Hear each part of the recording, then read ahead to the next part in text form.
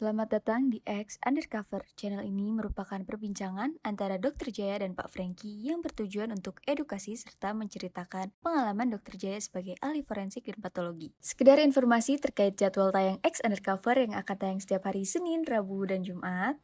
Maka dari itu, untuk mendukung channel ini agar selalu memberikan tayangan yang informatif dan edukatif, kalian bisa dukung kami dengan cara like, comment, subscribe, dan share. Dan selamat menonton! Dia meninggal. Dia itu nomor 2 di Indonesia. Pembunuh. Kanker pembunuh nomor 2 di Indonesia. Nomor 1 payudara, yang kedua di ini. Dan kalau yang ini kan bisa divaksin, artinya kita bisa cegah gitu loh. Karena toh kita nggak mungkin melarang orang berhubungan seks kan. Berhubungan seks ada ya dicegah dengan cara itu. Dok, yang menarik buat saya nih gini dok. Ini kan vaksin tersebut bisa untuk cegah. Tapi kan penyebabnya adalah virus. Ya. Virus itu hanya bisa masuk melalui hubungan seksual atau bisa masuk melalui tindakan-tindakan atau pekerjaan yang lain. Dokter Jaya tahu nggak kenapa saya taruh termos di sini? Iya, supaya anget. Bukan. Apa? Fans Dokter Jaya yang sangat sayang sama Dokter Jaya takut kalau ditaruh di atas tuh dok. Katanya takut ketiban Dokter Jayanya. Ya, jadi benar. saya pindahin di sini. Sebenarnya bukan itu, Franky. Mestinya saya dikasih topi besi begitu loh. Itu pakai armor. Tapi ada satu lagi nih dok. Saya mau unjukin sama Dokter Jaya. Mungkin buat yang nonton sekarang udah jarang pakai termos ginian. Ya, ini termos ini gunanya banyak dok. Tapi yang sebelum kita gunakan termos ini, kita mesti tahu dulu termos ini berfungsi baik apa enggak. Ya. Dokter Jaya tahu kan cara ngetesnya? Enggak.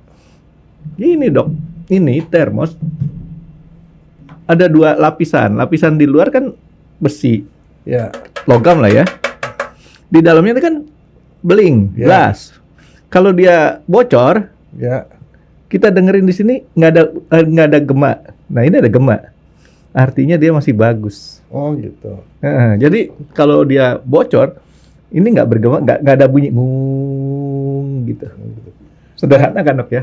Ya, ini termos buat air yang panas, air dingin. Dua-duanya bisa.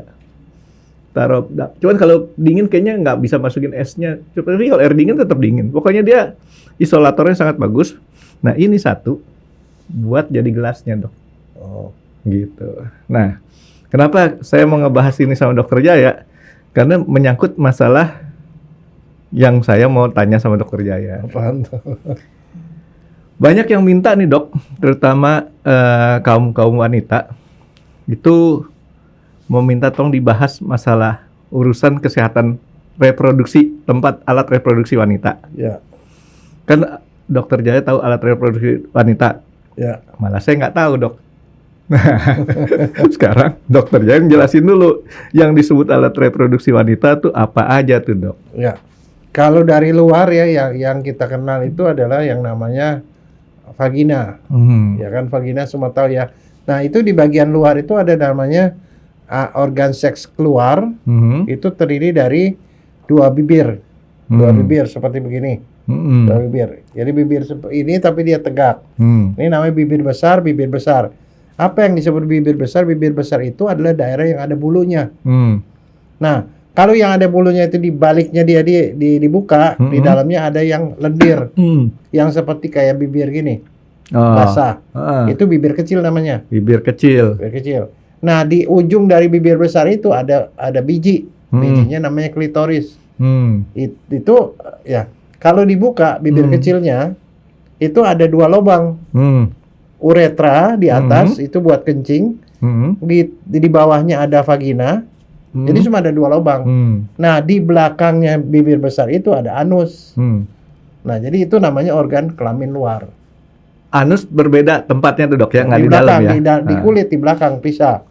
Tapi jadi di dalam kelamin luar itu ada klitoris, bibir besar, bibir kecil. Terus di dalam bibir kecil itu ada lubang kecing di atas kecil sekali dan vagina. Udah gitu doang. Nah, kalau organ dalam, perempuan itu punya organ kelamin yang di dalam. Vagina itu berupa corong ke dalam. Nah, corongnya itu kemudian di dalamnya itu ada namanya rahim. Nah, corongnya itu namanya vagina. Oh, vagina. Vagina itu berupa corong. Corongnya mungkin ya kira-kira panjangnya 5 cm lah. Ini 5 cm sampai 10 cm sekitar gitu. Nah, di atasnya itu ada kantung. Kantungnya itu namanya rahim. Nah, rahim nyambung sama vagina. Nah, terus di luar kanan kiri dari rahim itu ada saluran. Namanya saluran telur. Nah, di ujungnya ada kandung telur yang namanya ovarium itu. Oke dok, ini saya coba untuk mencari penjelasan lagi dari dokter Jaya. Yang dokter tadi jelasin kepada saya supaya saya istilahnya biar dianggap ngerti nih dok. Iya. Jadi si bibir tadi saya coba bandingkan dengan kelamin laki-laki. Iya. Bibir yang besar tadi itu adalah si tempat zakar. Ya, kantong zakar. Kantong zakar. Nah, kemudian ada dua lubang dan saluran kan laki-laki dalam penisnya itu ada dua ya saluran saluran kencing sama saluran sperma kan dok ya? Laki-laki enggak, sperma sama kencing jadi satu. Kencing sama sperma jadi satu salurannya? Iya, salurannya sama. Enggak kayak perempuan? Makanya kalau laki-laki kalau lagi eyakulasi nggak bakal keluar kencing lagi. Oh gitu, karena berebut? Salurannya satu. Kalau perempuan dua, vagina di bawah, yang satu kencing di atas. Oke, jadi itu perbedaan. Nah, terus kemudian di atasnya lagi itu si gen XXY tadi dok, yang bisa jadi dari kecil kalau punya gen XY-nya itu bisa jadi besar jadi penis. Penis. Kalau yang nggak ada Y-nya jadi kecil. Klitoris. Nah, terus laki-laki kan di kantongnya ada biji. Nah, perempuan tuh bijinya ada di dalam, itu namanya ovarium. Di dalam perut. Naik ke atas dok ya? Bukan naik ke atas, memang ada di atas. Iya. Testis juga, biji itu laki-laki adanya di dalam perut, Frankie. Terus? Dia selama waktu lahir atau 1 tahun setelah lahir, dia baru turun ke kantong. Nyelendep pelan-pelan turun ke bawah? Turun, lewat selangkangan dia masuk ke kantong. Itu setelah 1 tahun dok? Ya, bisa sampai 1 tahun. Makanya kalau anak laki-laki lahir, lihat ada kantongnya nih. Si dokter pasti periksa, udah turun belum bijinya? Oh, yang paling penting ada kantongnya dulu. Iya, kantongnya buat tempatnya dulu nih dok. Dipegang, kalau belum ada bijinya ditunggu sampai setahun. Kalau setahun nggak turun-turun, dioperasi, dibawa diturunin ke bawah. Nggak bisa diurut aja dok digituin? Nggak bisa, di dalam itu kan itu ada tulang di depannya. Oh gitu. Kenapa nggak boleh ada di dalam perut? Itu biji. Ya buat itu kan buat ngasilin spermatozoa dok ya? Iya, tapi masalahnya sperma itu sangat rentan terhadap panas. Di dalam badan itu 37 derajat. Matang dia. Berarti nggak subur-subur orangnya. Nggak subur. Makanya kalau orang yang bijinya nggak ada itu nggak subur. Makanya terpaksa harus diturunin keluar. Diturunin ke dalam kantong. Jadi saya baru tahu dok. Ternyata laki tuh cuma satu saluran tuh dok ya, berebut ya dok ya. Iya. Kalau perempuan dia punya, boleh gantian, boleh barengan tuh dok. Soalnya saya pernah ditanya Frankie sama teman. Dia bilang kalau eyakulasi bisa nggak keluar kencing? Nggak mungkin, yang keluar sperma saya bilang. Tapi kalau perempuan bisa tuh dok ya? Bisa kan bawah beda. Ya artinya tempatnya beda ya? Iya beda. Oh. Ya udah. Nah sekarang kebayang nggak Frankie? Kalau orang berhubungan, penis itu akan terus mentok-mentok sampai di leher rahim. Leher rahim kepentok, lama-lama bisa lecet, Frankie, bisa luka. Nah, itu artinya kena trauma. Nah, kalau lama-lama dia berubah jadi kanker, nah itu kanker leher rahim. Jadi si leher rahim kira-kira di sinilah dok ya? Iya, di perbatasannya. Nah, itu sebabnya kapan seseorang gampang kena kanker rahim? Kalau dia banyak berhubungan dengan berbagai macam laki-laki. Oh. Jadi kalau dia sering ganti-ganti pasangan, ganti cowoknya, ganti terus, kemungkinan kanker rahim besar. Kok bisa gitu dok? Loh, kepentok terus? Artinya si cowok-cowok ini artinya yang dengan mungkin membuat trauma pada situ. Itu satu. Yang kedua, bisa juga si cowoknya itu dia berhubungan dengan satu cowok yang ganti-ganti pasangan. Cowok punya hubungan dengan cewek lagi dok? Banyak cowok cewek. Dia melakukan itu. Karena kenapa? Ternyata kanker rahim itu terjadi karena virus, Frankie. 95% karena virus. Ini penyakit yang paling banyak diderita sama wanita? Bukan paling banyak. Nomor 2 terbanyak. Kanker terbanyak pada wanita.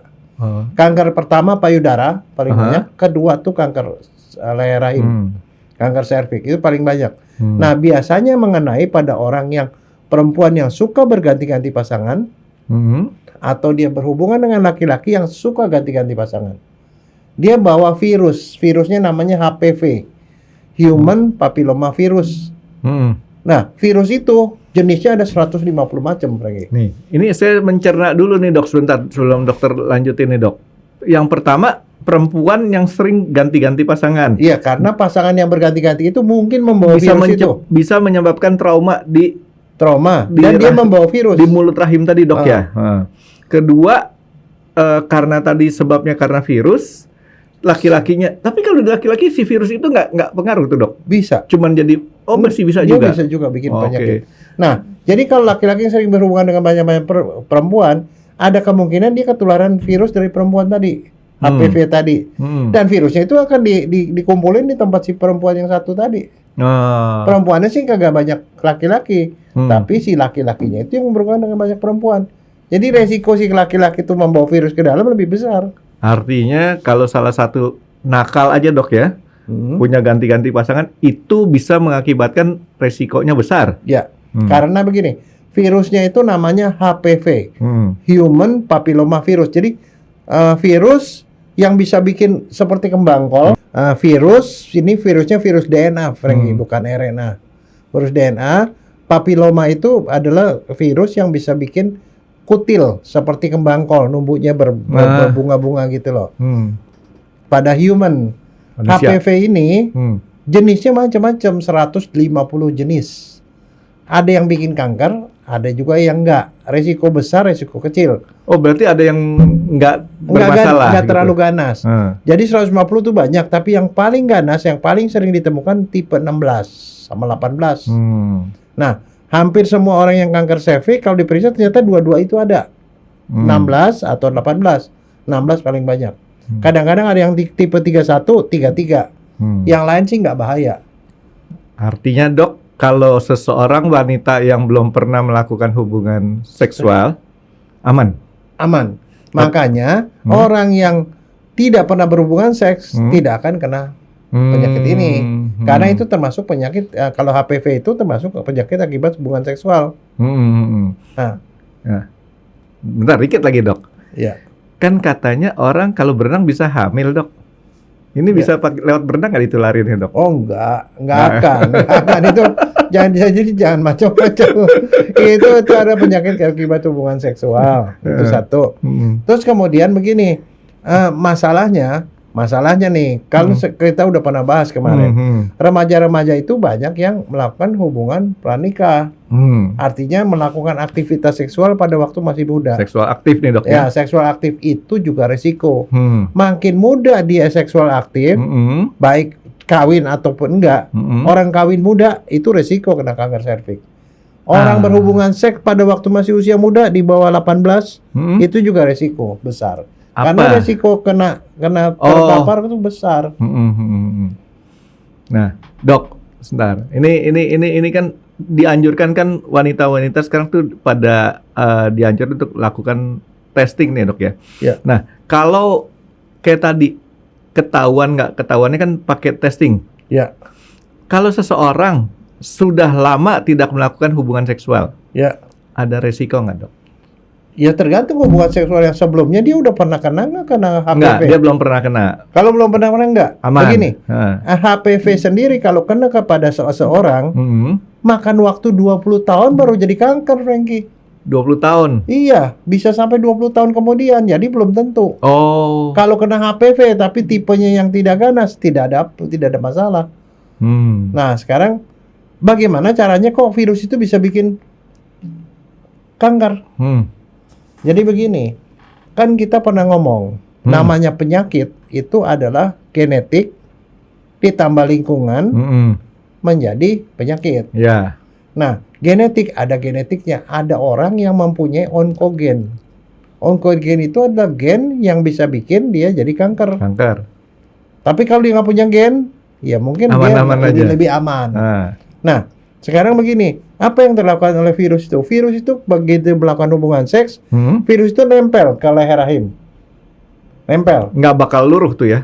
Artinya biasanya nempel banyak lah virusnya, nggak mungkin satu kan rombongan. Nah, begitu kena, nah virus ini pinter, dia masuk ke dalam sel. Dia masuknya ke sel selaput lendir atau kulit. Dia masuk ke dalam, dia menyusup ke dalam DNA kita. Karena dia DNA, Frankie. Menyusup ke dalam DNA kita, kemudian menyusup dan kemudian dia numpang. DNA kita kan pabrik sebenarnya, pabrik protein. Nah, dia memproduksi protein, jadi dia nyusup ke situ. Dia paksa sel kita itu untuk menghasilkan protein yang bisa bikin kanker. Dia memaksa untuk bentuk. Nah, protein yang keluar yang akan bikin kanker itu namanya proteinnya E7 dan E6. Tadi 16 sama 18, kan ada itu angka jenis 7 virusnya. dan 6. Nah, dia masuk ke dalam sel, dia memperbanyak diri di dalam sel. Dia pakai mesin PCR di dalam. Di dalam sel kita kan ada mesin PCR. Dia perbanyak tuh virusnya. Nah, udah berbanyak, dia menyusup ke situ, dia maksa sel kita menghasilkan E6 sama E7. Itu adalah protein yang bisa bikin kanker, Frankie. Jadi kita punya sel-sel ditodong tuh sama si virus tadi, bikin loh gitu. Infiltrasi. Oh. Nah, akibatnya, di dalam sel kita sebenarnya, kalau sel ketemu sama sel, udah dia stop, dia nggak bakal bertumbuh. Ada protein yang menghambat supaya sel nggak numbuh. Kalau numbuh kan jadi kanker kan? Ya. Dia nggak numbuh. Nah, dia itu namanya protein supresor. Protein supresor itu adalah namanya P protein. Protein 53, 21 dan RB. 3 protein tuh. Nah, si E6 dan E7 itu menghambat protein tadi. Sehingga tidak ada yang menghambat pertumbuhan. Jadi tadinya dia udah ketemu sel dia itu, dia jadi numbuh karena yang menghambat nggak ada. Oh. Jadi sebenarnya kontrolnya yang dirusak, Dok ya? Iya, kontrol supresi terhadap kanker. Di badan kita tuh ada supresi kanker itu, yaitu P53, P21 sama PRB. Gara-gara itu dihambat sama si protein onkogen itu, protein onkogen itu, onkoprotein, dia hambat, maka dia jadi bertumbuh seperti kembang kol. Nah, tadi Frankie nanya, apakah HPV bisa menyerang laki-laki? Bisa. Iya, itu gimana ceritanya, Dok? Laki-laki, pernah tahu nggak laki-laki yang ada jenggernya? Iya. Ada jengger, ini kepala penis. Di pinggirnya itu ada benjolan-benjolan seperti benjolan. Pernah dokter kasih tahu tuh. Itu HPV. Oh. Kutil. Kalau kita bilang itu kutil, tumbuhan kecil-kecil gitu. Tapi dia nggak akan gede. Tapi kalau dia menyusup melakukan kejadian seperti di leher rahim, jadi kanker penis. Penisnya itu bisa jadi kayak kembang kol gitu loh, Frankie. Kalau jadi kanker, tapi kalau dia cuma numbuh virusnya doang, itu bentuknya seperti kutil pada itu. Nah, kalau laki-laki kena yang seperti itu, dia berhubungan sama perempuan, perempuannya ketularan tuh virusnya. Tapi yang dilakukan kalau laki-laki apa? Pergi ke dokter kulit, nanti dikotor, Frankie. Dipotong? Dipotong kutilnya itu loh. Oh, diseset deh, Dok ya? Iya, bukan penisnya dipotong, kasihan apa. Enggak, itu salah. Tapi laki-laki itu nah, soal begini, menariknya si kanker ini, baik kutil laki-laki maupun perempuan, itu bisa dicegah karena ada vaksinnya, Frankie. Dok, sebentar, Dok, sebelum lanjutin vaksin. Kan saya sekolah di matematik nih, Dok. Ya. Angka itu buat saya penting, Dok. Ya. Tadi dokter bilang tuh masa sampai itu dari awal ketularan sampai dia menghasilkan kanker 20 tahun. Bisa sampai 20 Bisa tahun. sampai. Berarti 20 tahun itu angka maksimal atau angka minimal? Maksimal. Jadi artinya. Jadi makanya ada orang yang kena 30 tahun juga udah kena kanker serviks lagi. Kenapa? Seksual aktif. Terlalu sering main melulu begitu loh. Tunggu sebentar. Kalau misalnya dia nih sekarang nih, Dok, seseorang, ini kita bicara ya agak sedikit tidak menyalahkan kaum perempuan. Si perempuannya nih misalkan diperkosa umur 20 tahun. Iya. Sama tentunya laki-laki nggak benar kan kalau memperkosa orang. Iya. Nah, itu membawa virus si HPV tadi. Iya. Nah, sekarang umur tadi si perempuan tuh 16 tahun misalnya atau 18 20 tahun udah gampang ya, Dok ya. Iya. 20 tahun udah setengah dewasa, hampir dewasa banget ya. Nah, kalau misalnya dia sampai umur 40 tidak kena HPV, berarti dia boleh dibilang aman. aman. Mungkin kena HPV tapi HPV yang bukan tipe 16 dan 18. Jadi artinya Yang bahaya tuh sebenarnya 16 18, tapi 31 33 juga bahaya, tapi lebih jarang. Lebih banyak yang itu. Kalau enggak ya nggak apa-apa. Jadi kalau sampai kurun waktu 20 tahun sejak dia diperkosa dan tidak ada HPV, aman gitu ya. Kalau terjadi HPV yang tadi menyeramkan tadi itu di kurun waktu tadi, gitu. Oke, Dok. Ya udah. Nah, jadi itu. Jadi sebenarnya apa yang perlu dijaga sebenarnya? Pertama, seorang perempuan yang seksual aktif, jangan melakukan seksual itu pada waktu terlalu muda. Resikonya besar. Jangan kawin muda, jangan perkawinan dini. Ya kan? Terus jangan berhubungan dengan banyak laki-laki. Dan jangan berhubungan dengan laki-laki yang playboy. Tapi dari mana dia tahu playboy enggaknya, Dok? Dites dong lagi. Pakai tes, friend. Nah, itu dulu. Nah, sebenarnya kalau kita punya anak, laki-laki maupun perempuan, sementara belum dia kena, atau mungkin kena tapi masih belum jadi kanker atau apa, divaksinasi, Frankie. Itu pencegahannya. Karena vaksinasi itu orang belum banyak tahu. Jadi banyak kanker nggak bisa divaksinasi. Kanker ini bisa divaksinasi. Jadi orang yang belum pernah berhubungan seks juga tetap divaksinasi boleh? Iya, sebelum dia seksual aktif. Tapi begitu dia kawin harus divaksin. Nah, Dok, kan tadi dokter bilang kan terjadi karena istilahnya kena cocol-cocol banyak, Dok ya? Iya. Nah, sekarang kalau misalkan dia menggunakan pelindung. Kok pakai cocol sih, kayak makanan kan aja dokter yang pernah ngomong sama saya kan dicocolin gitu kan. Nah, sekarang kalau dia pakai pelindung nih laki-lakinya, Dok ya? Enggak kena. Enggak kena? Enggak dong. Bedanya apa? Kan sama juga. Loh, Dicocol-cocol juga. Dicocol kan itunya ada di dalam sarung, Frankie. Di dalam sarungnya kan, itu tapi virusnya nggak nempel. Traumanya sendiri di si pihak perempuan kan bisa. Iya, trauma bisa, tetapi trauma ditambah dengan HPV mestinya, bukan trauma tok.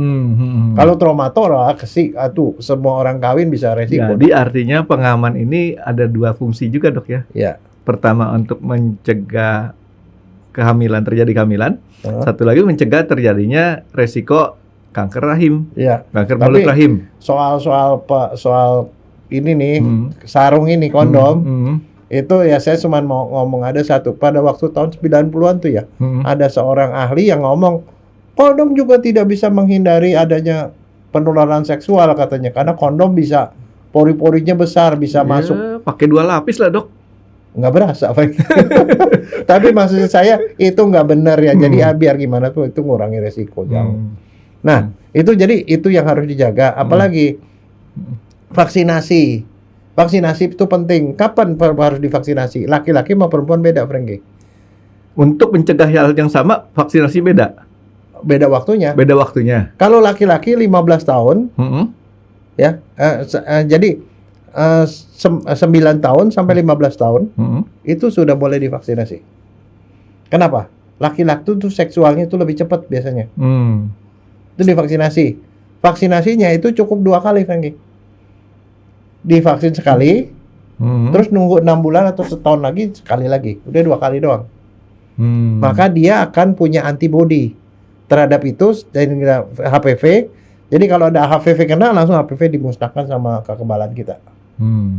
Tapi kalau perempuan itu mulai dari 16 tahun 16 tahun sampai 45 tahun dia sudah kena ataupun enggak, mendingan divaksinasi. Vaksinasinya bukan 2 kali, 3 kali. Vaksinnya sekarang divaksin, 2 bulan kemudian divaksin, 6 bulan kemudian divaksin, 3 kali.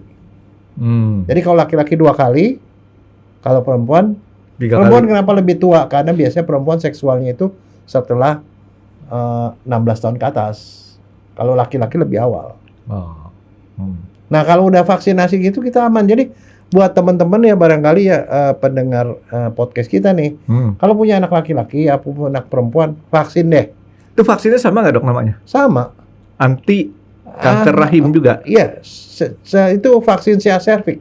Oh, CA cervix ya. Ada beberapa merek, tapi ada yang ini terhadap jenis tipe ini, tapi semuanya sih oke, no problem. Karena semuanya mencakup yang 16 dan 18. Jadi begitu. Semuanya kalau laki-laki 2 kali, kalau perempuan 3 kali. Gitu. Dokter kalau ngomong CA tuh kotak saya suka beda tuh, Dok. Apa? Kalau orang dokter-dokter CA tuh adalah kanker, Dok ya. Oh. Saya tuh California, Dok. Serius. Jadi kalau orang nulis CA di grup kan, di grup WA kita tuh ada kena CA. Otak saya selalu mikirnya California karena California juga sama singkatannya CA gitu. Oke, Dok. Sekarang si laki-laki sama perempuan ini, Dok. Mana yang lebih wajib atau dua-duanya wajib dikasih? Yang paling wajib perempuan. Karena resikonya gede di situ. Di Dok. laki-laki kejadiannya paling kutil. Kutil kelamin. Kutil itu nggak bikin dia mati. Nggak akan bikin apa-apa. Tapi kalau perempuan kena CA cervix, dia meninggal, Frankie. Dia meninggal. Dia itu nomor 2 di Indonesia. Pembunuh. Kanker pembunuh nomor 2 di Indonesia. Nomor 1 payudara, yang kedua di ini. Dan kalau yang ini kan bisa divaksin, artinya kita bisa cegah gitu loh. Karena toh kita nggak mungkin melarang orang berhubungan seks kan. Berhubungan seks ada ya dicegah dengan cara itu. Dok, yang menarik buat saya nih gini, Dok. Ini kan vaksin tersebut bisa untuk cegah. Tapi kan penyebabnya adalah virus. Ya. Virus itu hanya bisa masuk melalui hubungan seksual atau bisa masuk melalui tindakan-tindakan atau pekerjaan yang lain? Lewat kulit bisa. Karena itu dia menyerang kulit dan mukosa. Selaput lendir. Lewat kulit bisa? Iya. Makanya pokoknya ada kulit-kulit nempel atau lendir-lendir nempel dia kena. Makanya biasanya kenanya apa? Di daerah sekitar di mulut bisa kena, di penis, di anus bisa, di vagina bisa, di bibir besar bisa. Tapi cuman kan bedanya gini, Dok. Kalau yang tadi Dok kita bicarakan CA cervix, Dok ya. Iya, di dalam kanker itu. di dalam. Jadi kalau kita terkenanya lewat mulut itu nggak ngejalar sampai ke dalam. Enggak nyerang itu. Nggak sejahat itulah, Dok, si virusnya, Dok ya. Nah, saya sendiri ya sangat tertarik dengan ini karena kenapa? Banyak sekali ya pasien-pasien yang saya formalin itu kena kanker serviks, Frankie. Penyebabnya karena kanker serviks. Di usia berapa tuh? Itu usianya dari yang umur 30-an itu sampai 80-an juga ada, Frankie. Nah, resiko lain lagi tadi kan saya bilang yang melakukan hubungan seksual terlalu dini, perkawinan dini. Ya, terus kemudian resikonya lagi apa? Perempuan yang minum pil KB. Pil KB itu hormon. Hormon itu mempengaruhi. Terus kemudian apa? Merokok. Orang yang merokok resikonya jadi lebih gede. Itu faktor lingkungannya tuh. Merokok. Terus terus makan makanan yang berlemak biasanya. Kurang makan sayur, kurang makan buah. Itu juga pengaruh. Nah, sorry saya potong lagi nih, Dok. Tadi kan dokter bilang kalau dia minum pil KB, kalau dia merokok. Tapi kalau dia nggak terkena si virus HPV-nya, masih bisa ketularan nggak dia? Iya, enggak. Enggak, itu ya? adalah faktor-faktor lain yang membuat dia menjadi-jadi. Oh, oke. Jadi itu hanya untuk istilahnya trigger yang memperbesar kemungkinan. Jadi artinya kalau orang normal itu kena itu masih bisa hilang-hilang. Kalau dia ketambahan tuh yang negatifnya gitu, Dok ya. Orang termasuk yang orang autoimun, kekebalannya rendah, autoimun rendah. Atau orang makan obat yang neken kekebalan, misalnya orang yang transplantasi. Transplantasi kan mencegah supaya transplantnya nggak dimakan sama badan kan, dikasih penekan. Orang HIV kan kekebalannya nggak ada, itu juga gampang kena. Jadi ada banyak hal yang bisa bikin dia kena. Terus orang-orang kalau yang jadi gitu, bagaimana dong kalau misalnya seandainya orang punya onkogen, terus dia juga seksual aktif karena dia punya suami atau punya istri, punya suami gitu ya. Terus bagaimana caranya? Ya dia mesti hidup sehat, Frankie. Artinya selama dia cuma pasangannya satu aja kan resikonya boleh bilang nggak ada, Dok ya. Terus hidup sehat tuh artinya dia jangan rokok lah. Terus makan obat ya hati-hatilah. Dan hati-hati makan obat. Dan satu lagi, sebenarnya itu bisa dideteksi dengan cara melakukan screening. Sebelum dia jadi kanker nih, si CA cervix, sudah berubah selnya. Bisa dilihat, oh selnya berubah. Inti selnya jadi hitam-hitam. Nah, biasanya pergi ke dokter kandungan, dibuka leher rahimnya karena dia kan udah kawin kan. Dibuka leher rahimnya, dikasih tes, Frankie, ada tes. Tesnya namanya ada 2 tes yang bisa dilakukan. Satu dikasih asam asetat, cuka. Kalau dia selnya udah mulai berubah bakal jadi kanker nih, dia jadi putih. Itu Kelihatan sama dokter. diambil sampelnya apa Bukan nih. Leher dicolokin? rahimnya diolesin, Hah? dioles seperti kayak dikasih warna. Tuh dia jadi putih nggak? Kasih cuka dapur? Nggak, ya pokoknya cuka, pokoknya asam setat, Iya. cuka. Dia putih. Hmm. Atau dikasih lugol. Oh. Lugol itu Berwarna. iodium. Hah. Dikasih dia berubah warna. Itu curiga. Nah, itu curiga dia udah mulai jadi kanker. Tapi kalau nggak ada apa-apa, bisa juga dilakukan namanya pap smear. Oh, berarti 2 tindakan tadi, Dok, nggak ngejamin bahwa itu tidak ada kanker. Itu Iya. cuman istilahnya Mendeteksi testing awal. sudah berubah belum, bakal jadi kanker. Nah, hebatnya kanker ini, sebelum jadi kanker kita bisa temuin. Tapi dicek. Jadi dia ngumpet pun masih bisa kita cek tuh, Dok, ya, Iya, dilacak jadi ya. artinya selnya sudah kemasukan virus, tapi belum jadi kanker. Nah, di pap smear mungkin pernah tahu ya, pap smear itu begini. Perempuan itu pergi ke dokter, ke lab, dibuka vaginanya, terus kemudian leher rahimnya kan bentuknya bulat gini, dimasukin ke sisir. Kayak sisir atau kayak sendok gitu. Dimasukin, diputer. Diambil sel-sel yang di pinggirnya itu loh. Terus dilihat di mikroskop. Kalau pap smear-nya positif berarti ada sel yang bakal jadi kanker, tapi belum kanker. Belum kanker. Nah, itu bisa diobatin. Masih bisa Iya, diobatin. sangat bisa. Tapi kalau dia di itu negatif, berarti aman. 3 tahun kemudian harus diulang lagi. Karena anytime. Kalau dia Kalau dia masih berhubungan seks ya, terus. kalau dia masih melakukan hubungan seks aktif ya. Jadi kapan kita melakukan pap smear? Biasanya orang 21 tahun, 21 tahun, atau sudah mulai seksual aktif. Misalnya di bawah 21 tapi udah kawin, itu harus di pap smear. Kalau orangnya, jadi dianjurkan tuh dia lakukan pap smear secara rutin. Itu nama orang, Dok, ya, kalau nggak salah ya. Itu Papa Nikolaus. Orang Yunani. Papa Nikolaus smear itu usapan. Dikasih warna, oh kelihatan nih, oh dia udah berubah, gitu loh. Jadi ngetop ya, Dok. Jadi sebelum. Nah, sekarang apa yang terjadi kalau misalnya ternyata udah berubah, tapi belum jadi kanker, Frankie? Kan kita nggak bisa dioperasi kan? Dikerok. Nah, ada 2. Satu tuh dibuang bagian yang bakal jadi kanker itu dikeroakin, dibuang. Ya bener ya saya ngomongnya? Iya, dikerok. Dikerok. Dikerok, namanya konisasi. Dipotong di bagian ujungnya itu. Potong atau di laser. Bisa juga. Di laser. Itu bersih nggak, Dok? Kalau Bersih, mesinnya bersih. Nah, habis begitu ya dia juga harus mengubah gaya hidup. Apa yang mesti dilakukan? Jadi itu seperti itu kalau dia belum jadi ya. Kalau belum jadi kanker, artinya masih bisa diatasi dengan cara yang lebih simpel ya, Dok, ya? Ya, simpel. Tapi kalau misalnya si perempuan ini sudah punya anak. Nah, ini kalau dari dokter yang selama ini dianut adalah kalau dia udah punya anak 3 misalnya. Umurnya udah 35. 3 kali 35 kan 105. Ya. Kalau lebih dari 100, itu mendingan dokternya bilang, daripada si leher rahim ini jadi masalah, dibuang rahimnya. Nah, berarti habis kan, pasti bersih. Oh, dia cuma nyerangnya di situnya doang tuh, Di Dok, situ ya? doang. Jadi di saluran vaginanya nggak ada ya? Kalau awalnya di situ, tapi dia bisa menjalar, Frankie. Oh. Masalahnya begini, kalau dia baru berubah sedikit di kanker lokal lah. Sama dia si dokter bisa konisasi dibuang leher rahimnya, dicolek sedikit lah dibuang, atau di laser dibakar tuh jalan kankernya itu, atau kalau dia hasil kali umur sama jumlah anak itu lebih dari 100, dokternya bilang, Bu, daripada ibu nyimpen ini tahu-tahu ada yang ketinggalan, ya mendingan dibuang semuanya, berarti nggak ada kanker kan. Jadi bukan cuma leher rahim, rahimnya dibuang.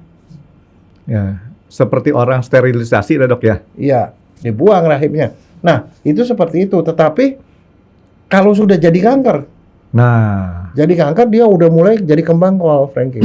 Nah, udah jadi kembang kol, bisa menjalar ke vagina, bisa menjalar ke sekitar panggul sini, bisa ke isi sini, bahkan beberapa tuh menjalar sampai ke kulit. Di kulitnya tuh ada seperti kembang kol gitu loh, numbuh. Oh, besar berarti, Dok, ya? Iya. Dan satu lagi, dia bisa menjalar ke tempat lain. Kemana? Ke tulang. Kalau ke tulang sakitnya setengah mati. Tulang bisa tulang dimanapun. Ke paru, sama ke liver. Jadi orang ketemu kanker liver. Oh, ternyata sumbernya dari situ. Nah, Dok, kalau ini kan kita tadi yang dokter cerita tuh orang-orang yang mempunyai kesempatan dia melakukan tes ataupun di pap smear. Sekarang kalau kita berbicara terhadap masyarakat Indonesia yang agak jauh daripada fasilitas kesehatan, Dok. Gejala awal yang dirasakan sama fisik tuh apa sih, Dok? Begini, yang jelas yang namanya kanker semua gejalanya sama, yaitu dia kalau CA cervix itu ya, dia suka berdarah di luar siklus. Jadi pada saat menstruasi, Ya, suka ada darah atau ada bercak darah. Itu hati-hati. Yang kedua, padahal nggak ada apa-apa, ataupun berdarah gitu. Terus kedua, keputihan. Kalau keputihan banyak, keputihan tuh biasa perempuan ada keputihan pasti. Tapi kalau ini banyak, lumrah ya, biasa keputihannya. Lumrah. Tapi kalau banyak itu, apalagi habis berhubungan berdarah. Nggak berhubungan berdarah, itu hati-hati. Nah, satu lagi, kalau dia sudah agak udah membesar dan segala macam, dia bisa ada gangguan kencing, nggak bisa kencing lagi. Karena dia udah menekan saluran kencing di situ. Dan satu, badannya makin kurus. Jadi kalau orang kurus tanpa sebab, hati-hati. Artinya di sini si kanker itu ngebentuk dari jatah makanan yang harusnya diserap tubuh, diambil sama dia gitu, Dok ya? Iya. Wih, kejam juga dia. Nah itu makanya. Tapi nih, ini satu hal yang kalau saya sendiri ingat sampai sekarang, kalau orang kanker serviks itu mengeluarkan bau vaginanya, bukan cuma keputihan tapi bau. Baunya itu sangat khas, Frankie. Waktu saya tingkat 4 masuk bagian kebidanan, pasiennya lewat jarak 500 meter, dokternya langsung bilang kanker serviks sebelum diperiksa. Ini bukan bau badan nih, Dok ya? Bukan, bau kanker serviks itu beda sekali. Ciri-cirinya mirip kayak bau apa, Dok? Bau banget. Nggak amis atau bau apa? Nggak, bau banget. Dan baunya itu tidak sama dengan bau apapun. Sehingga dengan cium baunya bau itu kita sampah? Oh, enggak, beda. Enggak, beda juga. Kalau sampah kamu bilang ya itu sampah, Iya. pokoknya ada bau sesuatu. Bau bangke juga beda. Beda. Yang bau sangat khas di dalam kedokteran itu ada 2. CA cervix sama satu lagi diabetes. Kaki yang nggak gangren diabetes tuh, yang kaki busuk itu, baunya tuh khas. Sama kayak gitu, Dok? Bukan, beda. Oh, tapi ini bau yang ekstrim lah dokter ngomong ya. Pokoknya kalau udah dari jarak jauh, ini CA cervix nih, walaupun kita belum periksa, kita udah tahu. Itu berarti dia udah jadi kol di dalam. Udah lumayan parah gitu, Dok ya, kalau udah kayak gitu ya. Tapi sekarang bagaimana? Jadi masalahnya buat orang yang kanker serviks adalah kalau dia tidak diobati, tidak diapain, itu dia mengeluarkan bau sehingga mengganggu orang dalam rumah, Frankie. Terus gimana caranya nanggulangi itu? Ke dokter. Ya ke dokter, tapi sama dokter diapain? Potong. Oh, dipotong. Apa itu? Lo kankernya kagak diobatin, dipotong apaan? Iya, dipotong kankernya, Dok. Bukan? Nggak segampang itu, Frankie. Itu kan mesti rencana operasi itu. Kalau kankernya dipotong ya iya hilang, tapi baunya, saya ngomong ini baunya. Oh. Satu, baunya dulu. Pergi ke dokter yang melayani pelayanan ozon, Frankie. Ozon. Nanti one day kita ngomong soal ozon. Itu orang yang CA cervix, dia nggak ngobatin cervixnya, tapi dimasukin gas O3, O3. Jadi dari oksigen dimasukin ke mesin, di rumah jadi O3. Oksigen aktif nih, Dok ya. O3 dimasukin ke dalam, oksigennya itu akan memberikan oksigen, tapi ON-nya itu, O3 kan berubah jadi ON sama O2. ON-nya itu akan menghilangkan bau. Keputihannya hilang, baunya hilang. Tapi dia nggak nyembuhin kankernya tetap harus berobat ke dokter ahli kanker. Dokter obgyn, obstetrik ginekologi, ahli kanker, onkologi. Jadi artinya kalau si dokter yang melayani ozon itu baik, dia langsung mereferensikan ibu mendingan abis dari sini ibu ke obgyn gitu ya? Oh iya. Atau dokter obgynnya merujuk ke situ supaya dia nggak mengganggu keluarga yang lain karena baunya bau sekali, Frankie. Nah, ya apa yang terapinya kalau sudah terjadi gitu kan, udah terlanjur kadang-kadang ya udah stadium sekian. Wah, gimana nih? Terapinya ada macam-macam. Pertama operasi. Operasi dibuang kankernya. Ini paling cesplak nih, Dok ya, kalau operasi, Dok ya? Iya, tapi operasi nggak mungkin kalau dia udah kena kemana-mana, Frankie. Wah, dibuangnya banyak. Nah, jadi Kang, kalau dia masih lokal dioperasi, dibuang. Yang biasanya itu kalau udah gitu dibuang rahimnya dibuang. Bukan cuma rahimnya dibuang, kelenjar getah bening di sekitarnya dibuang, terus ovarium segala macam dibuang semua itu. Karena kita nggak tahu dia udah jalan apa belum. Itu dibuang. Habis itu diradiasi atau di kemo untuk ngabisin sisanya. Oke, jadi itu supaya lebih habis, Dok ya? Iya. Jadi jadi ada radiasi, kemoterapi sama operasi. Nah, jadi itu untuk radiasi sama itu untuk menuntaskan. Tetapi pernah ada satu periode, saya nggak tahu sekarang masih dilakukan apa enggak. Itu yaitu masukin radioaktif ke dalam. Jadi pakai radiasi, radioterapi. Jadi ini leher rahim nih yang sudah ada kankernya nih. Dimasukin kayak batang. Batangnya itu beberapa batang. Batangnya uranium. Iya. Uranium ditusuk ke dalam. Sakit, Dok. Loh, kayak kamu akupunktur. Oh, iya. Ditusuk, jadi dia keluarin sinar kan, dia matiin kankernya itu tanpa dia membakar jaringan lain. Kalau diradiasi dari luar, kulitnya ikut kebakar, Franky. Berarti yang ini lebih asik sih, Dok, kalau ngedengerin dia punya caranya. Jadi dimasukin seperti kayak selang, masuk ke dalam, terus ditembakin jarum, ceret. Nah, saya pernah kena tuh, Franky. Karena dapetin kasus yang kayak gitu. Oh, saya pikir dokter kena kanker rahim. Bukan. Itu ada orang kena kanker rahim, diobati dengan cara itu. Di radioaktif itu. Radiasi. Sampai ke rumah duka. Saya bilang, kapak kanker rahim katanya. Terus saya udah bingung aja. Si jenazahnya ini ditutup sama selimut yang tebal sekali. Supaya nggak bau. Keras. Maksudnya? Bukan. Buat apa, Dok? Timah hitam. Oh. Karena dia menghasilkan radiasi, Franky. Oh. Kalau kamu dekat-dekat dia, kamu mandul. Ya. Ya, karena radiasi. Jadi dia memancarkan radiasi karena ada radiasi di dalam rahimnya. Datang sih dia ditutupin begitu. Jadi orang-orang yang sekitarnya nggak kena pengaruh. Dia bilang, mau ngapain? Mau dikremasi katanya. Dan karena saya ngerti sedikit ya soal begitu, saya bilang, orang ini nggak bisa dikremasi. Kenapa, Franky? Meledak. Ya benar ya, hari ini buat tebakan saya benar, Dok. Enggak, saya cuma nebak doang. Berarti saya ntar abis ini mesti apa namanya?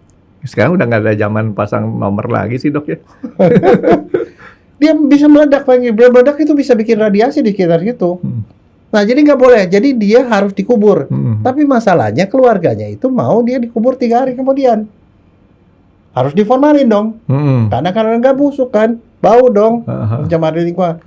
Nah, bagaimana caranya saya bisa memformalin orang yang ditutupin sama timah hitam tuh PB yang ditutupin dia jadi pakai selimut tuh, selimutnya berisi lempengan-lempengan PB. Bagaimana caranya? Saya hubungin Batan Tenaga Atom, minta pinjam apron. Apron tuh kayak orang yang buat masak gitu loh. Nah, cuman apronnya itu dilapisi sama timah hitam. Jadi saya melakukan formalin sembari pakai begituan. Semua orang kamar jenazah disuruh keluar semua. Berat kan tuh, Dok? Berat. Saya tuh kayak itu loh, kayak jagoan tentara Romawi. Modelnya kayak apa kan, baju tukang jagal, Dok ya? Bukan tukang jagal. Tentara Romawi. Romawi ingat gak? Yang pakai gitu loh, atau tentara Cina itu loh. Oh iya. Ya kan? Begitu logam semua kan? Biar ditusuk kagak mempan gitu. Tapi ini timah kita beratnya setengah mati. Saya formalin. Habis formalin udah dimasukin ke dalam peti. Di dalam petinya dia juga diselimuti sama itu. Itu saya cuma pinjem itu. Datang orang dari Batan untuk minjemin gituan. Karena pada waktu dia dikasih radiasi itu, orang Batan pun turun ke rumah sakit untuk mengamankan sekitar. Dan tahu di tempat si pasien yang seperti itu dirawat, dindingnya pun dilapisi sama timah hitam, pergi. Bekasnya diapain ntar, Dok? Jadi copot lah kalau udah nggak ada. Bikin itu baterai aki. Dan sekarang kebayang nggak, dokter-dokter yang nangani pasien itu dikasih Geiger-Müller. Apa tuh, Dok, Geiger-Müller? Itu alat deteksi radiasi. Jadi ada orang itu bisa ada maksimal radiasi yang bisa kena ke dia berapa banyak. Nah, dia yang menghitung tuh kita kena radiasi berapa banyak. Biar gimana kan, dokter radiologi misalnya, atau dokter yang melakukan radioterapi seperti itu, pasti bawa gituan. Kalau 1 minggu maksimal dia berapa radiasinya. Oh, udah kena, udah cukup gitu, berarti dia harus istirahat, nggak boleh nangani pasien lagi gitu. Pakai gituan lagi.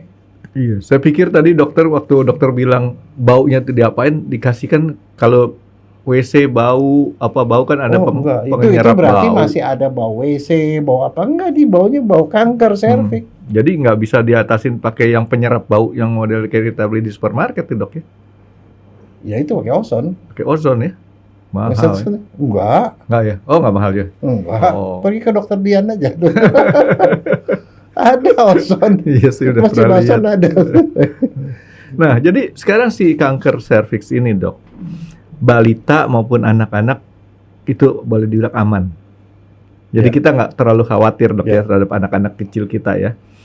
Terus kemudian orang-orang yang istilahnya hidupnya baik, tidak berhubungan dengan laki-laki juga aman, gitu.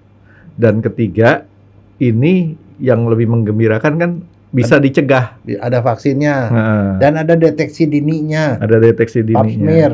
Jadi kalau orang bilang, yuk bawa, jadi punya anak perempuan wajib di pap smear, 15 tahun udah boleh dibawa. Nah, ke ini pap kan smear. masalah malu dok, kadang-kadang dok. Bagaimana seorang wanita, terus kemudian kita omongin supaya jangan sampai ada kesannya, Ken, gue belum ngapa-ngapain, masa gue di Bukan. pap smear gitu kan? Kalau orang mau kawin ya di pap smear lah. Kalau dia udah berhubungan seks harus di pap smear. Untuk perlindungan dia, bukan berarti dia nakal, bukan. Melindungi dia supaya dia nggak kena penyakit itu. Jadi ini yang kita mesti omongin ke orang, bahwa ini bukan sekedar kita cek nakal nggak nakal, tapi adalah perlindungan ke depannya. Perlindungan supaya kamu nggak kena. Kecuali kalau kamu bisa puasa nggak melakukan hubungan seks, misalnya suster nggak perlu, iya dong. Ya. Suster biarawati nggak perlu karena dia nggak kawin. Kemungkinan nggak ada kan. Nah, Tapi kalau orang dia kawin, begitu dia kawin, ya dia udah mulai boleh divaksin, lah. Kalau pap smear itu, kalau di pap smear itu biasanya dia udah kawin, 21 tahun itu harus wajib. Itu untuk mendeteksi ya dok ya. Nah sekarang dok, kalau orang yang sudah disteril, wanita yang sudah disteril dok, berarti sudah aman. Nggak ada hubungannya. Kalau udah disteril masih berhubungan seks, Dia kan nempelnya di mulut rahim. Kalau diangkat sampai situ-situnya, kalau dia diangkat ya nggak ada apa-apa. iya artinya dia steril diangkat nih, Bukan dok. steril. Apa Itu dong? bukan steril namanya. Diamputasi. Steril mah itu salurannya yang itu enggak. Oh. Steril itu salurannya yang dipotong, tetap aja dia punya leher rahim. Itu namanya bukan di steril, Frankie, di histerektomi. Jadi rahimnya angkat rahim. Oh. Dia nggak punya rahim. Nggak punya rahim. Nah itu ya aman. Aman kalau sampai situ. Tapi Nah satu lagi jangan lupa, Frankie, ada beberapa faktor resiko lain, yaitu orang yang punya anak banyak. Punya anak lebih dari 3, resiko kanker rahim lebih besar. walaupun dia cuman sama suaminya doang nih dok. Iya, artinya kalau punya anak 3 kan berarti hubungan seksnya kan lumayan sering. Iya. Itu resiko dibilang kalau punya anak 2 atau ke atas, itu kemungkinan kanker rahimnya 2 kali lipat. Kalau anaknya lebih dari 7, itu 4 kali lipat resikonya. Jadi jangan punya anak banyak-banyak itu. Terus sosial ekonomi rendah, pengaruh. Kita nggak tahu apa sebabnya. Mungkin lebih jorok kali, saya nggak tahu ya. Tapi sosial ekonomi rendah itu kanker serviks itu banyak di negara-negara yang sosial ekonominya rendah. Lebih banyak. Mungkin karena virusnya lebih banyak Mungkin kali. kehidupannya kurang higienis kali dok ya. Ya nggak tahu. Mungkin ya dok ya. Mungkin. Tapi masalahnya gini ya. Ada beberapa makanan itu yang juga punya resiko membuat orang lebih gampang kena kanker serviks. Makanan gorengan, makanan olahan, makanan instan, fast food. Instan pengertiannya gimana dok? Ya kayak mie instan. Oh. Ya. Gitu. Iya, ini makannya udah diproses. Kenapa? Karena ada beberapa bahan pengawet. Kalau makan instan itu ada pengawetnya kan? Pewarna, pengawet, pemanis, itu ada yang bisa bikin kanker. Saya pikir instan tadinya gara-gara cepet ada bisa kita makan dok. Dan satu lagi, biasanya itu makanan yang berlemak, yang banyak lemak. Karena kenapa lemak-lemak itu menimbulkan kolesterol tinggi, estrogen tinggi, resikonya lebih besar. Lemak apa aja nih dok? Ya lemak apa aja. Artinya lemak Jadi jangan hewani, berlebihan lah. nabati. Nah, yang harus diperbanyak apa? Makan buah-buahan. Nah itu tadi dok. Buah-buahan, sayur-sayuran. Waktu dokter bilang makanan instan, di otak saya beda lagi dok. Apa? Saya bisa makan buah-buahan dengan instan dok. Minta tolong ambilin.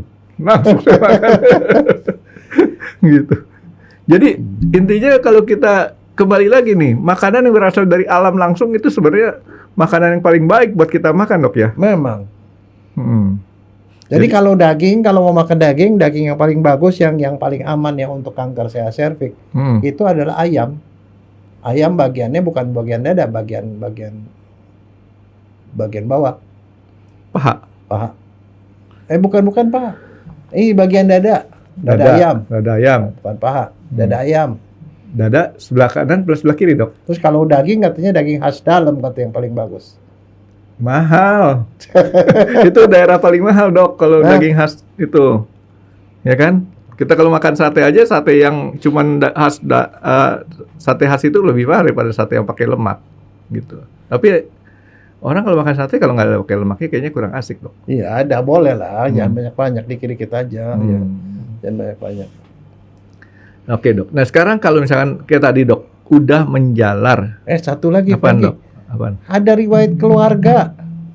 Faktor Kan keturunan. itu kan kayak bilang dari DNA, ada onkogen. Itu Ya. riwayat keluarga. Jadi kalau ada tantenya yang pernah serviks, pernah payudara kanker nih, bibit kanker.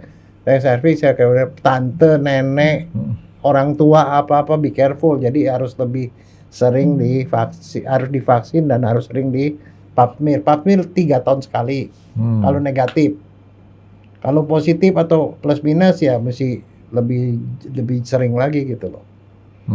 Dan berobat ke dokter, jangan ini.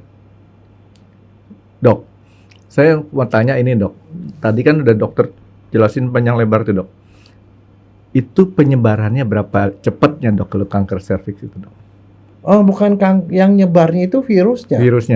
Virusnya begitu kamu berhubungan itu bisa langsung nempel. Enggak. Langsung Terus kena. kemudian kalau dia sudah sampai jadi kanker nih dok, itu dia bisa bertahan berapa lama? Tergantung stadiumnya. Tergantung stadiumnya. Kalau stadium 1 itu berarti cuma lokal di serviks doang. Kalau dia sudah menjalar ke serviks sampai vagina, Ya. ke vagina bagian atas sepertiga, itu stadium 2. Kalau dia udah lebih bawah lagi dari vagina sepertiga, stadium 3. Kalau itu udah kemana-mana itu stadium 4. dari stadium 1, kedua, ketiga itu makan waktu berapa lama? Tergantung daya tahan. Tergantung daya tahan. Daya tahan. Jadi Dan kalau satu lagi, kalau kanker itu bisa dimusnahkan sama badan sebenarnya. Kalau kita kuat. kita punya sel T yang kuat. Ada sel T, namanya sel kekebalan. Itu bisa makanin tumor, kanker. Tapi mesti minum antioksidan yang banyak. Antioksidan yang banyak, makanan sehat dan segala macam. Itu tidak tutup kemungkinan itu bisa ditanggulangi sama badan sendiri. Antioksidan yang banyak. Ya. Termasuk makan pete sama jengkol nih dok ya. Antioksidan yang terbanyak itu berry-berryan. Oh, berry-berryan. Ya, strawberry, blackberry, blueberry lah segala macam. Kalau saya pernah baca si pete sama jengkol juga. Tuh. Alpukat. Terus seperti buah Jeruk. kelapa, Jeruk. Jeruk, alpukat, itu makanan enak semua dok. brokoli, Enggak. paprika, Enggak juga. Yang sampai yang enak udah saya inget dok. Yang bayam. enggak. Kangkung deh dok. Kalau kangkung boleh. Enggak, tapi kalau yang antioksidan banyak ya mesti tahu tempe bagus bang. Oh kalau tahu hobi saya. Ya. Saya daripada dokter kasih saya daging, mending saya makan tahu. Enggak, tapi saya cuma bilang begini, sebenarnya ini penyakit. Penyakitnya kenapa saya mau bahas ini? Karena saya pikir ini ada kaitannya, pertama ada DNA. Kita kan nggak tahu kita punya DNA apa enggak. Sekarang ini bisa dideteksi. Kita pergi ke lab, periksa DNA. Nanti bisa periksa onkogen. Tahu dia punya onkogen apa enggak. Kalau kita kemasukan virus, bisa diperiksa virusnya HPV ada enggak. Virus HPV bisa ketahuan pakai mesin PCR juga. Bisa ketahuan. Jadi Gitu kalau loh. kita nggak punya DNA untuk yang virus tadi, boleh dibilang lebih safe Relatif lah. aman. Nah, terus kalau misalnya kita sakit apa enggak ya di pap smear lah. Mau mencegah divaksin lah. Terbilang kalau kanker tuh sebenarnya bisa ditekan dari tubuh sendiri. Semua kanker tuh dok.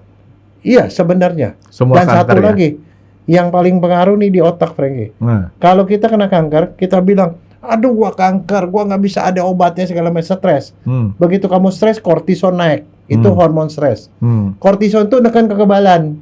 Kekebalan ditekan, dia nggak bisa ngancurin kanker. Nah, nih saya mau cerita nih, ada satu nih. Ada seorang yang menemukan, dokter nih, kasus beneran nih ya, dia menemukan obat kanker. Tapi obat kanker ini belum pernah dites. Obat kanker? Ya. Belum pernah dites? Belum pernah dites. Nah, ada satu pasiennya. Pasien ini percaya banget sama dia. Kanker ini kelihatan nih di USG itu kankernya sekian gedenya. Dia bilang gini, obat ini belum pernah diuji karena kalau didiamin ya udah pasti mati lah gitu loh, kecuali itu ya. Tapi sebentar dok. Tapi dari mana dia tuh bisa tahu bahwa ini obat buat kanker dok? Kan belum pernah diuji. Diuji ke orang kali dok ya? Diuji ke orang. Oh, oke. Nah, saya itu adalah termasuk salah satu orang yang pernah belajar soal kanker, Frankie. Soal kanker waktu tingkat berapa coba? Tingkat 2. 2 kedokteran. Jadi saya bikin mencit nih, tikus kecil. Kanker jadi dapat kanker payudara. Iseng nggak saya? Kanker dia kenyunjit normal, saya suntik sama kanker terus dia timbul kanker gitu. Terus saya kasih obat. Kankernya mengecil. Berarti itu efektif. Tapi ke manusia belum tentu. Nah, ini kayak gitu, dia punya obat. Masih pasien ini karena dia bilang gini, kalau kamu percaya sama saya kasih obat ini, pasti kankernya mengecil. Si pasiennya percaya sama dokternya, percaya banget. Disuntikin obat itu, mengecil kankernya. Nah, terus udah gitu, ceritanya si pasiennya ini happy dong. Dia nonton film, itu berita di TV. Di TV dia bilang, sekarang ini ada banyak macam pengobatan kanker begini yang sebenarnya belum terbukti bahwa itu bisa ngobatin kanker. Nah, yang disebut tuh obat yang disuntik ke dia itu loh. Terus jadi ragu. Ternyata obatnya nggak efektif ya. Habis gitu, kankernya jadi gede. Nah, habis begitu dia datang ke dokternya, dok katanya itu tidak efektif. Terus dokternya ngomong begini sama dia, Pak, saya mau nanya, Bapak percaya sama wartawan atau percaya sama saya? Saya percaya sama dokter. Kalau percaya sama saya pasti kecil katanya. Disuntikin kecil lagi, Frankie. Nah, artinya apa? Soal stres kita sendiri itu akan mempengaruhi. Karena kanker itu bisa dimakan sama sel T. Sel T killer, dia akan menghancurin kanker. Tapi sel T itu nggak bisa bekerja kalau kita stres. Kita stres ini hormon stres. Kita stres, hormon stres meningkat, kortison, dia akan nekan kekebalan, sehingga dia nggak bisa ngancurin kankernya makin besar. Jadi artinya yang tadinya harus menolong diri kita sendiri itu dihambat lah dok ya? Iya, makanya kalau di Amerika dan segala macam, selain dikasih obat-obatan, dioperasi, di sinar, di apa, mereka dikasih namanya disuruh meditasi, yoga, disuruh musik terapi. Pernah dengar nggak musik terapi? Sudah dengerin musik yang ida-ida segala macam. Kenapa? Itu akan membuat stres berkurang sehingga kekebalan kita bisa melawan itu. Paling kurang menghabiskan. Jadi kalau orang dioperasi kan mungkin ada kesisa 1-2 sel. Dengan kita punya kekebalan yang masih oke, dia bisa ngancurin yang sisanya itu gitu. Berarti masalah kepercayaan sama dokter juga penting tuh dok ya? Ya. Nah, satu lagi. Ini saya sih ngomong begini. Ada beberapa orang yang terpaksa harus dikasih kemo. Kemo itu bisa menyebabkan gejala efek samping yang luar biasa. Banyak orang tidak bisa menyelesaikan kemo karena mual, muntah, rambut rontok, botak, pokoknya yang luar biasa deh sakitnya. Dan mereka banyak yang tidak sanggup menjalani efek sampingnya itu. Karena kenapa? Kemoterapi itu adalah obat yang sangat keras. Dia menghancurkan kanker dan semua sel yang berkembang cepat. Yang berkembang cepat apa?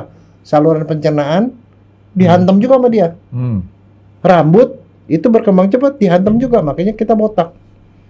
Setelah selesai baru itu dah. Karena banyak orang nggak sanggup itu, seringkali kemoterapi itu tidak bisa selesai. Misalnya mesti di kemo 10 kali, baru 3 kali dia stop. Oh, gua udah nggak sanggup, mendingan mati aja gitu. Nah, saya kasih tahu, nggak banyak orang juga yang tahu. Kalau itu yang terjadi, dianjurkan sebelum kemo, kira-kira 2-3 hari, pergi ke dokter untuk ozon. Kalau di ozon, efek sampingnya hilang. Saya nggak ngomong sembarangan, karena saya dulu pernah punya klinik, ada pasien saya sakit kanker kanker stadium 4 CA nasofaring. Nasofaring. Dia berobat saya bukan buat berobat CA, karena saya bukan ahli CA kan. Dia biasa suka terapi yang lain lah. Pada waktu itu saya bilang, kamu ozon. Di ozon, dia tuh kemoterapinya di Singapura. Stadium 4 tuh udah parah banget di tenggorokan ini. Di 3 hari sebelum ke Singapura, saya ozon. Dia pergi ke Singapura, dia jalan sendiri ke rumah sakit. Setelah selesai di kemo, dia jalan-jalan di Orchard. Padahal pasien yang seperti dia stadium 4 tuh mesti berbaring di rumah sakit selama beberapa hari. Dan gara-gara dia di ozon setiap kali sebelum kemo, dia bisa menjalani kemo sampai selesai. Saya nggak bilang bahwa ozon itu ngobatin kanker, enggak. Tapi membuat dia bisa bertahan toleransi terhadap itu. Karena kenapa? Ozon itu memberikan oksigen yang banyak ke badan kita, sehingga selnya itu bertahan dari serangan itu. Gitu loh. Ya barangkali nanti one day kita akan ngomong soal ozon.